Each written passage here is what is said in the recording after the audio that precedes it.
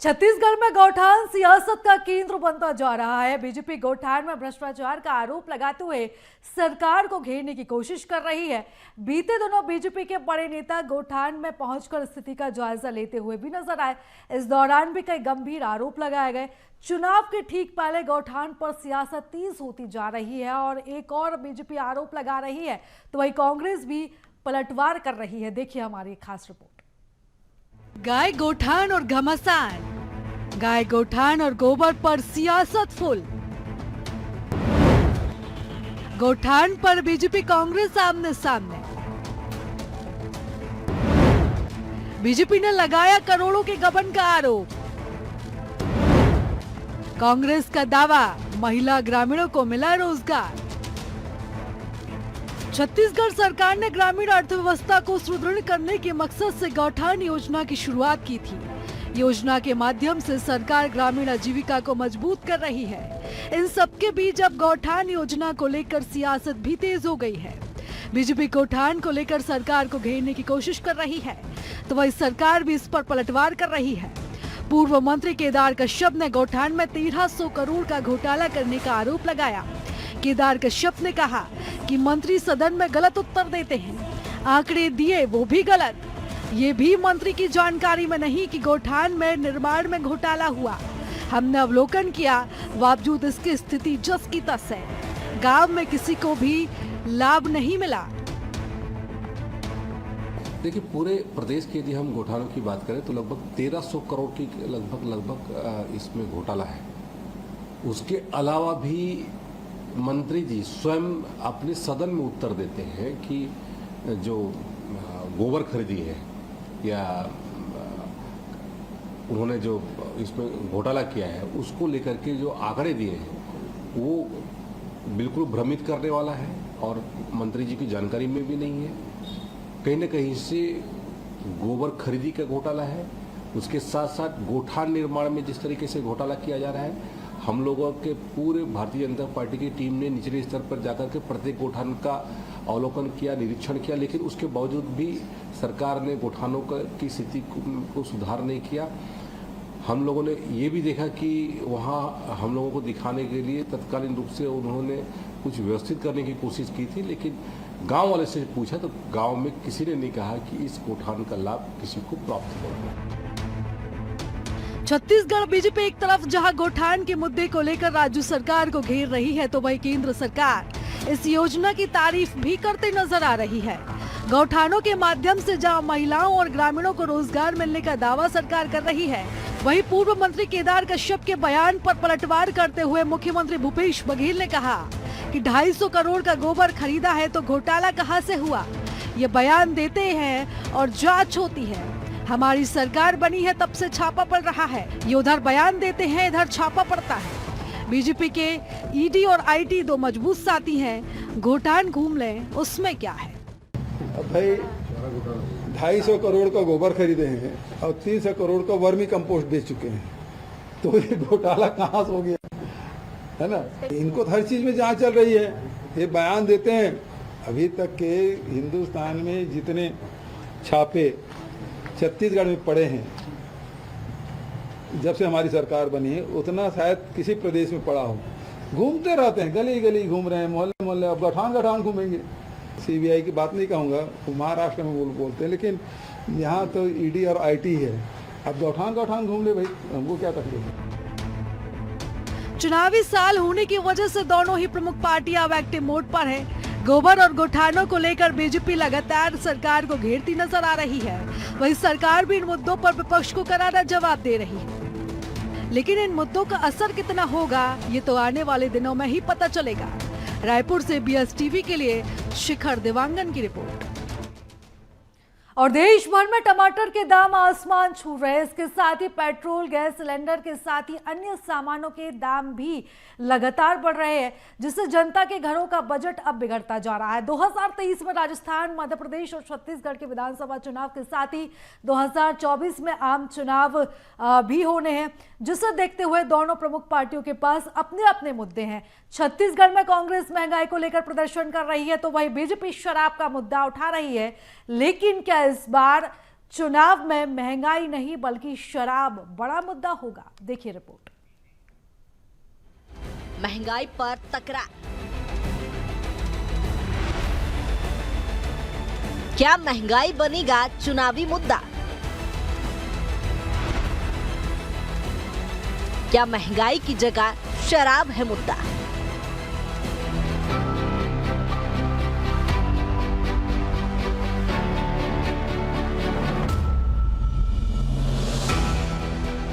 महंगाई को लेकर कांग्रेस सड़क से सदन तक आवाज उठा रही है।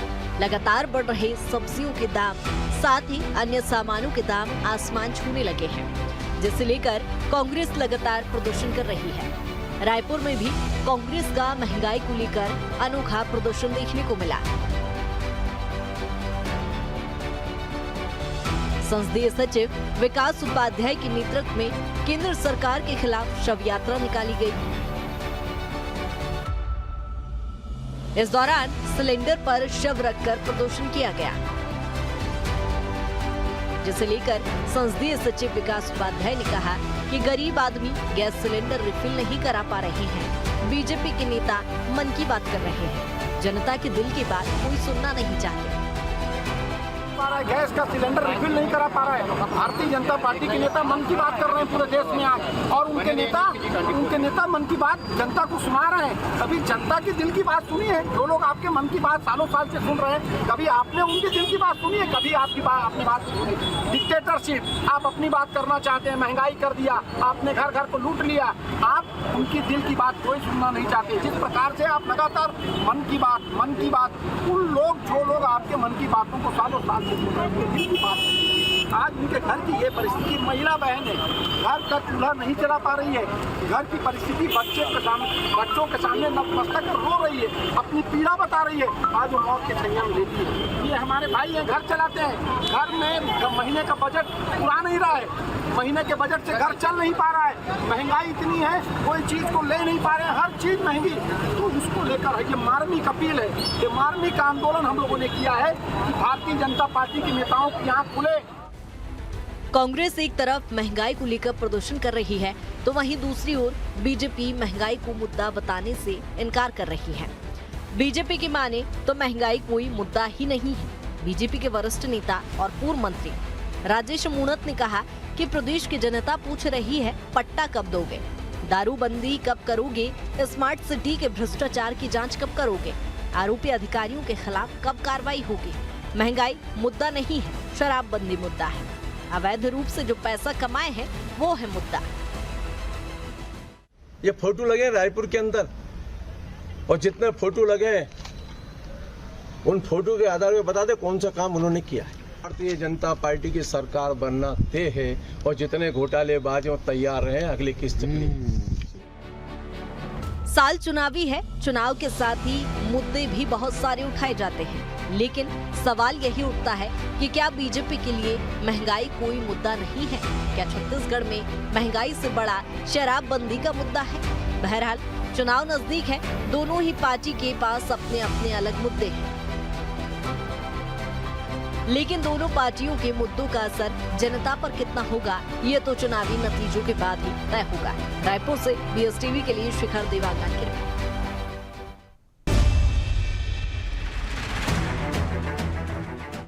भारतीय जनता पार्टी ने देश की तरह छत्तीसगढ़ में भी मुसलमानों को जोड़ने के लिए मोदी मित्र बनाने का अभियान शुरू कर दिया है। ऐसा माना जाता है कि मुस्लिम समाज के वोट भाजपा को सबसे कम मिलते हैं, इसलिए मुस्लिमों के बीच अपनी पकड़ मजबूत करने के लिए भाजपा पूरे देश में मोदी मित्र अभियान चला रही है। देखिए रिपोर्ट। के अंत में विधानसभा चुनाव होना है, ऐसे में सभी वर्गों को साधने के लिए पार्टियां लगी हुई है। इसी कड़ी में छत्तीसगढ़ में अल्पसंख्यकों को साधने के लिए बीजेपी मोदी मित्र अभियान चला रही है। इसके तहत छत्तीसगढ़ की जिन 5 लोकसभा सीटों में ये मुहिम शुरू की गई है, उनमें रायपुर, बिलासपुर, राजनांदगांव, सरगुजा और बस्तर संसदीय क्षेत्र शामिल हैं।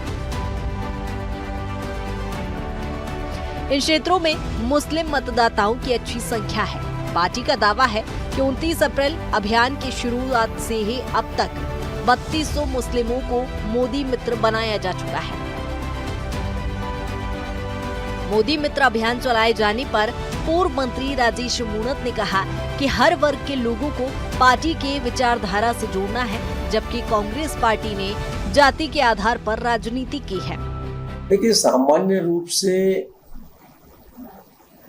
हर समाज, हर वर्ग, हर तबके के लोगों को पार्टी की विचारधाराओं से जोड़ना। कांग्रेस पार्टी ने जाति के आधार पर वोट की राजनीति की है और भारतीय जनता पार्टी का एक मूल मंत्र है समग्र विकास, सबके साथ सबका विकास। और इसीलिए जो समाज कुछ विचारधाराओं के कारण कुछ लोगों ने बांटने की कोशिश की, उनके बीच में जाना भारतीय जनता पार्टी और हमारी कथनी और करनी जो उसको साफ साफ जनता से इंगित करना। भाजपा के मोदी मित्र अभियान पर कांग्रेस ने तंज कसा है। कांग्रेस प्रवक्ता धनंजय सिंह ठाकुर ने कहा कि 2024 के लोकसभा चुनाव में भाजपा सरकार की पिटाई अभी से नजर आ रही है, इसीलिए अब भाजपा नेताओं को मुसलमानों की चिंता हो रही है और वो मुसलमानों से मित्रता करने जा रहे हैं। 9 साल तक बीजेपी के नेता मुसलमानों के खिलाफ नफरत फैलाते थे। भाजपा को अब लग रहा है कि भारत के मुसलमान भी मोदी जी के मित्र हो सकते हैं, लेकिन अब भाजपा कुछ भी कर ले, केंद्र में मोदी सरकार की विदाई तय है। 2024 के लोकसभा चुनाव में केंद्र से भाजपा सरकार की विदाई अभी से नजर आ रही है, इसलिए भाजपा नेताओं को अब मुसलमानों की चिंता हो रही है, मुसलमानों से वो मित्रता करने जा रहे हैं। 9 साल तक जो भाजपा के नेता मुसलमानों के खिलाफ नफरत फैलाते थे, उन्माद फैलाते थे, उनके खिलाफ अशब्द करते थे, अब लोकसभा चुनाव को देखते हुए उनको लग रहा है कि भारत का मुसलमान भी मोदी जी का मित्र हो सकता है। देर आए दुरुस्त आए, लेकिन भाजपा कुछ भी कर ले, 2024 में केंद्र से मोदी सरकार की विदाई तय है। विधानसभा का चुनाव नजदीक है, ऐसे में बीजेपी और कांग्रेस दोनों ही पार्टियां सभी वर्गों को साधने में लगी है। बीजेपी भी अलग अलग तरीके से अभियान चलाकर सभी वर्गों के लोगों को साधने में जुटी है, लेकिन देखने वाली बात होगी कि इस अभियान का फायदा विधानसभा चुनाव में बीजेपी को कितना मिलेगा। रायपुर से BSTV के लिए दामिनी बंजारी की रिपोर्ट। और मध्य प्रदेश में विधानसभा चुनाव से पहले धार्मिक आयोजनों की सियासत अब परवान चढ़ने लगी है। कांग्रेस भी अब धार्मिक यात्राओं के सहारे अपनी छवि को चमकाने की तैयारी में है। बीजेपी के हार्ड हिंदुत्व के एजेंडे को आगे रखने के जवाब में इधर कांग्रेस ने पूरे प्रदेश में धर्म रक्षा यात्रा निकालने का प्लान तैयार किया है। देखिए रिपोर्ट। MP में कांग्रेस का काउंटर एक्शन प्लान तैयार। बीजेपी की पिच, मैदान में कांग्रेस।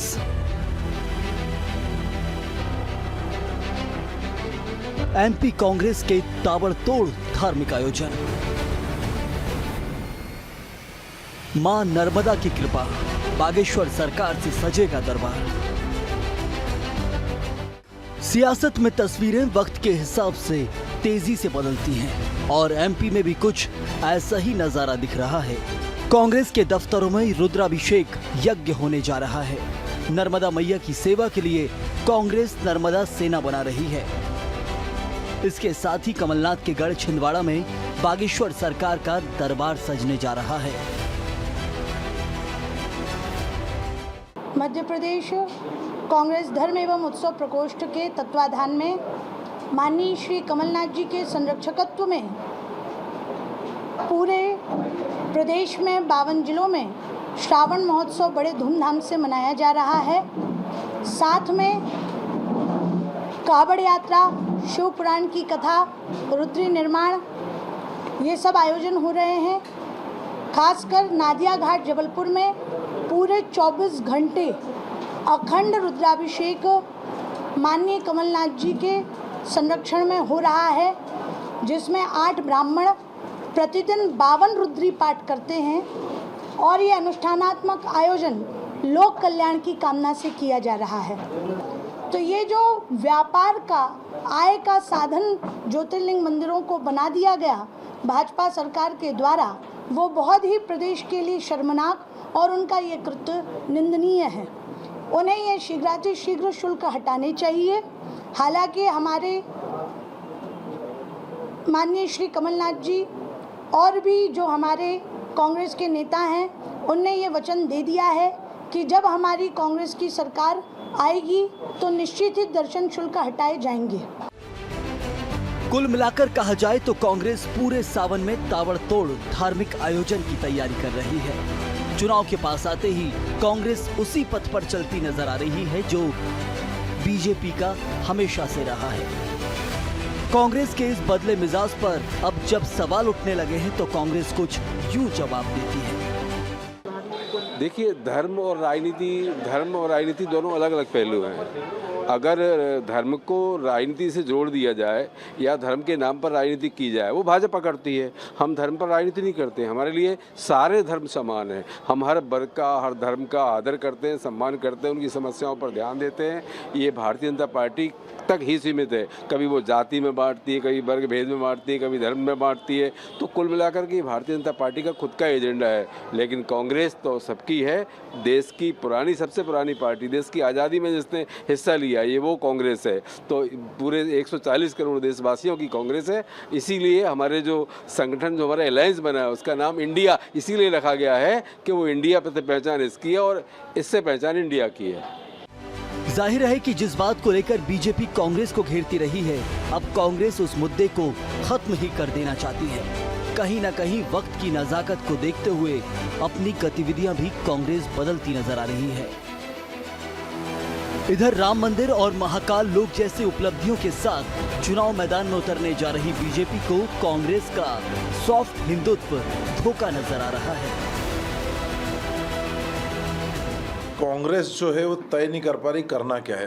कांग्रेस जब पीसीसी को भगवा ध्वज से सजाती है तो अल्पसंख्यक वर्ग चेतावनी देता है कि हम भी ईद पर हरे रंग से सजाएंगे, विशेष नमाज की और बकरे की कुर्बानी की अनुमति मांगता है, तो उस दिन पीसीसी ताला बंद करके सारे नेता गायब हो जाते हैं और पीसीसी का उस दिन ताला ही नहीं खुलता है। अब ये कह रहे हैं रुद्राभिषेक करेंगे, सुंदरकांड करेंगे, तो तय कर लें।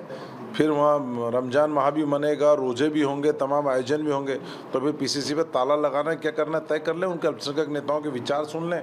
अजीज कुरैशी की वहाँ बैठक हुई थी, क्या हुआ था, तो कांग्रेस तय नहीं कर पा रही उसे करना है। चुनावी साल में मुद्दे से मुद्दे को काटने की रणनीति कई बार कारगर साबित होती रही है। कांग्रेस इन प्रयासों से यही करने की कोशिश कर रही है।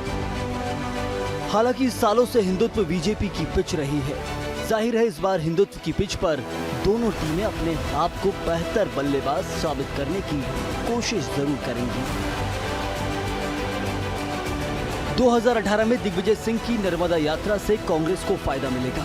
प्रियंका गांधी ने भी 2023 का शंखनाद जबलपुर से नर्मदा पूजा अर्चना से किया था। ऐसे में साफ है कि 2023 के रण में बीजेपी को चुनौती देने के लिए कांग्रेस ने भी सॉफ्ट हिंदुत्व की राह तलाश ली है। BSTV के लिए प्रखर जैन की रिपोर्ट। और तेज के तिलिस्म में आज के लिए बस इतना ही। दीजिए इजाजत, नमस्कार।